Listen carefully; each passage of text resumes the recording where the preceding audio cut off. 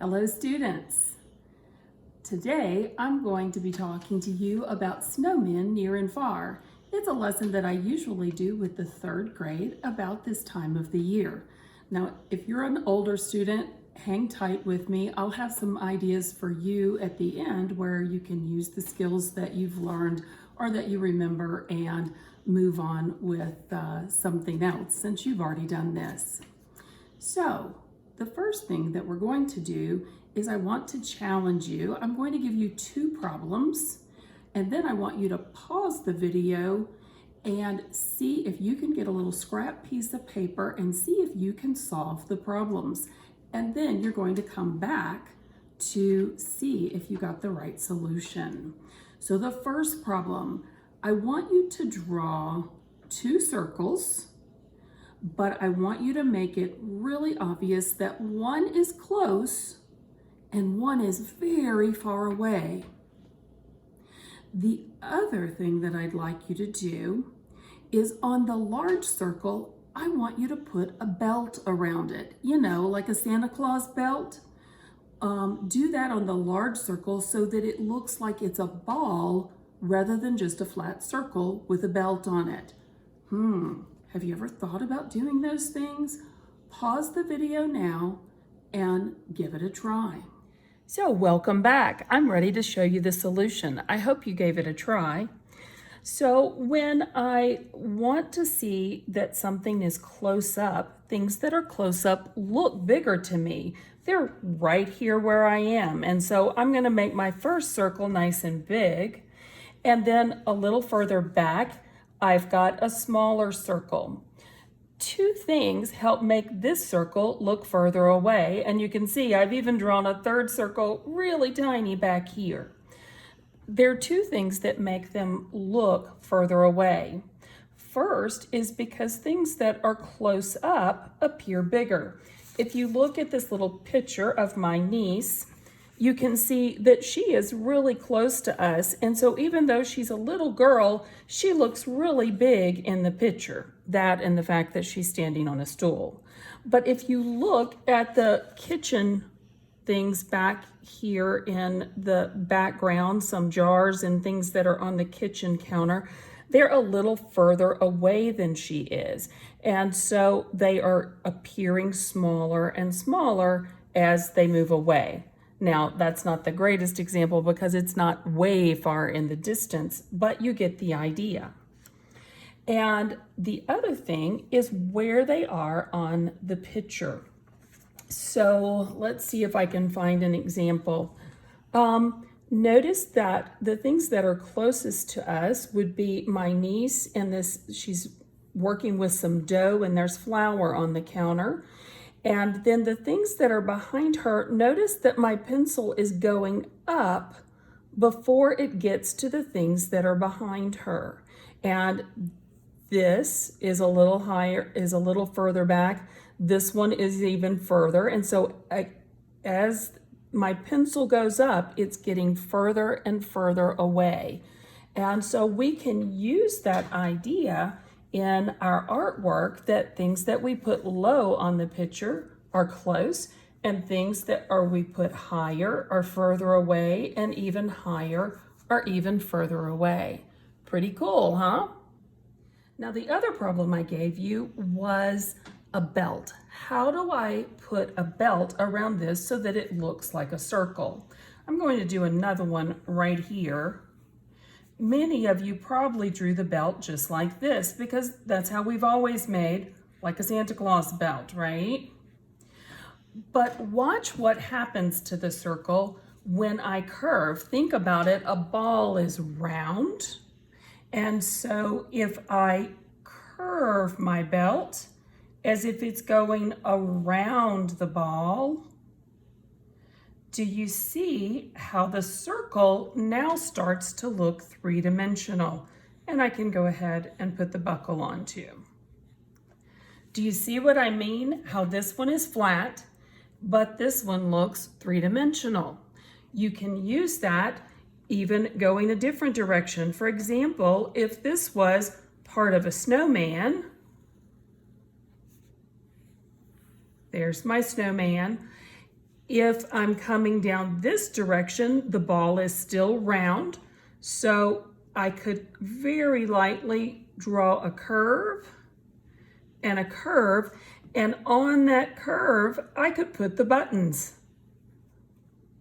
What do you use to make buttons on a snowman? Maybe a piece of coal or a rock. Do you see how because they curve, and each ball has its separate curve. They don't just come down in one big curve. Each ball of the snowman, each round piece has its own curve, and that will make your snowman look round. I can stick some hands in. We're going to talk about this in a minute. Do you see how this side overlaps and this side, the arm goes in back where I can't really see it? So pretty cool way to make a snowman. And then you can give him a face and a hat, of course. Oh, I think he needs a carrot. So I'm gonna round and bring my carrot nose out. Okay, and you can figure out what kind of hat you would like to put on your snowman. I have, drawn two snowmen, one near because he's big and low on the page, and one far away back here on the page. He's small, and so we know that he is little. This one I've already put arms on, and he's waving at the other one. And let's go ahead and make this snowman wave too. Remember, usually snowman arms are made of sticks, and so I can just make my stick do whatever I want to make it look like it's waving. This one is near, so I can even make this stick a little bit wider, right? And I draw a light till I get it right, and I can use my big eraser to erase where the arm overlaps the snowman. Overlap is a new word for some of you, and I'm going to show you it is really your artist friend when it comes to making things look like one object is behind another. And so we can tell his body is behind the arm because we don't see the body where the arm goes over it. The same thing might be true if there were some hills and that kind of thing, if this is part of the land. And notice, an artist doesn't usually draw things right on the edge of the paper. Notice how I moved the snowman up just a little bit because this is the snowy land, maybe somebody's yard that he's sitting in. And I can go ahead and continue the yard. I started it here, but it's going behind the snowman and I can't see through him. So I'm not going to do the line there, but then I see the yard again when it comes out from behind the snowman. And I gave it a nice little curve. I could do just a straight line, but I kind of like the little curves. Now, maybe there's another bit of land. Let's see, I think I'll start on this side of the snowman this time, and maybe there's another little hill coming, and then it goes behind the snowman and it comes out on the other side. And then this snowman has to be sitting on something, so I'm going to go ahead and give him a little hill to sit on as well. I added a few more details to my snowman. Of course, the belt that we talked about earlier, I put here. Notice that the buckle, instead of putting it in the middle, because my snowman curves, the middle of the snowman actually is over here in line with the buttons. So I put the buttons, the buckle here. I also moved the belt a little higher up. I use that same idea of curving to make him look 3D, to curve a scarf around his neck, and then the ends of the scarf are blowing in the wind. I also used curves to make a top hat. Notice the sides of the hat are straight, but the brim curves. It's an oval. It just hides. It is overlapped by the top part of the hat. The band curves around the hat, and the top of the hat also is an oval. Fun, huh? Give it a try. So now you're ready to go and take whatever materials you have for adding color and add color to your piece. Ooh, before you do that, make it your own piece of art. What could you add? Could you make snowflakes in the sky? Could you make maybe Santa in the sky with his reindeer, or a boy and girl building the snowman? You decide what you want to add to make it your very own piece of art. I can't wait to see them. I hope you'll share. Older students, thank you for hanging with me while I talk to the younger ones. I want to encourage you to challenge yourself to use these ideas to create maybe a different kind of Christmas scene. You could do a nativity up close and then maybe shepherds on the hills in the distance, something like that. Or you could use your skills to enter the Adopt a Highway contest. If you've not seen this yet, I did post information about it, or at least a link to this website on your Google Classroom for Art. The entries are due this week. If you mail it yourself, if your parents mail it, it has to be postmarked by Friday. If you want me to mail it, there will be a box by the front door, and I need it by Wednesday if you want me to mail it. I have to have the registration filled out, turned in with it. Please don't just drop off artwork, because I can't mail it without the registration form, and you have to fill that out.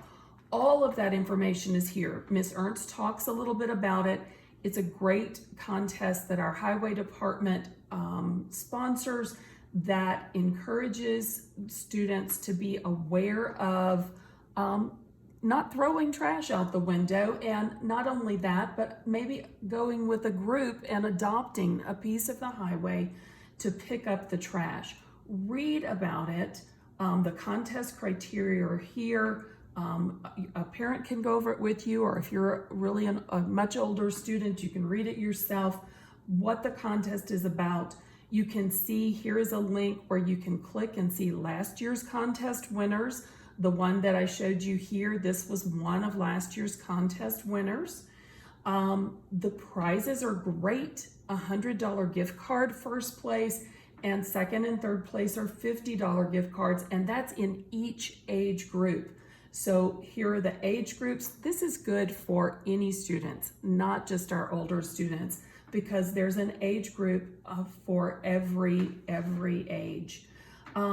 The entry form you can print here. This is a link for that.